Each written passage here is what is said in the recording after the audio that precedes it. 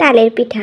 সারা বছরই এখন তাল সংরক্ষণ করে ফ্রিজে রেখেই কিন্তু যখন ইচ্ছা তখনই মন চাইলে এই পিঠা বানিয়ে খাওয়া যায়। আসসালামু আলাইকুম।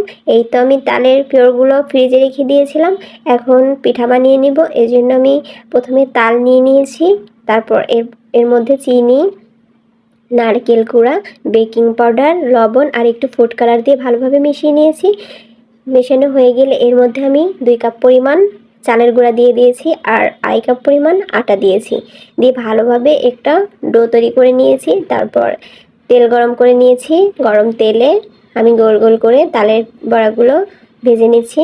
তো একে একে আমি সবগুলো বড়াই ভেজে নিয়েছি। আর পিঠাগুলো কিন্তু একদম নরম তুলতুলে হয়েছে, আর কতটা ফুলে গিয়েছে দেখতেই পারছেন।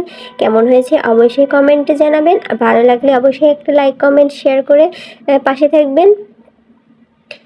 তো আমি কিন্তু সবগুলো তালের পিঠা বানিয়ে নিয়েছি, আর এই তো আমার তালের পিঠাগুলো হয়ে গিয়েছে। এই পিঠাগুলো কিন্তু খেতে খুবই ভালো লাগে, আর যেহেতু নারকেল দিয়েছি এতে স্বাদটা কিন্তু আরও বেশি ভালো লাগবে। আমার ভিডিওটা দেখার জন্য ধন্যবাদ সবাইকে।